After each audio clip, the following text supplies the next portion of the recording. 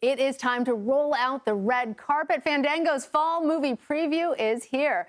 Some of the most highly anticipated films hitting theaters in the next few months are Tim Burton's long-awaited sequel, Beetlejuice Beetlejuice, Marvel's Venom: The Last Dance, Joker Folie, Deux, starring Joaquin Phoenix and Lady Gaga, Wolves with George Clooney and Brad Pitt, and Paramount's Transformers 1 and Smile 2.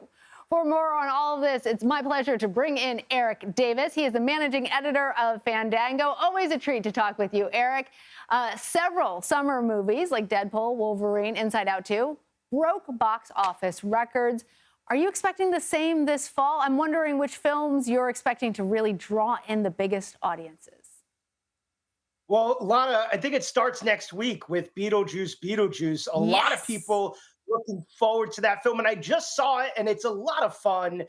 Really good time. I mean, it's a sequel 30 plus years in the making. Of course, a follow-up to the 1988 classic starring Michael Keaton, who, of course, returns for this one, as does director Tim Burton, and stars Winona Ryder and Catherine O'Hara. All of them joined, of course, by Jenna Ortega, one of the hottest rising stars right now. I mean, it's spooky, it's funny, it is the perfect film to get you in the Halloween mood. I think the costumes that will be inspired by this film are going to be electric. Also looking at Venom: The Last Dance, which is the #2 most anticipated film. Of course, the first two Venom movies combined grossed over $1 billion worldwide. Tom Hardy has said this might be his last time playing Venom. It's a popular Marvel character, so look for that to do well, as well as Joker.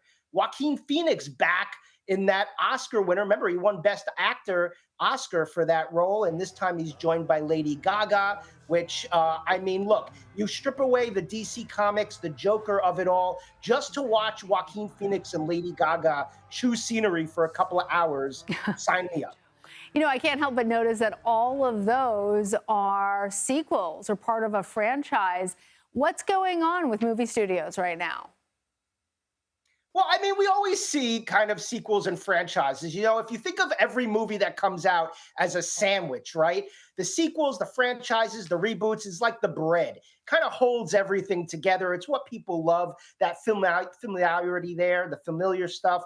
But in between, you have the original stuff, the art house movies, the awards contenders. You know, we're right in the midst of festival season right now with Venice and Telluride and Toronto and New York.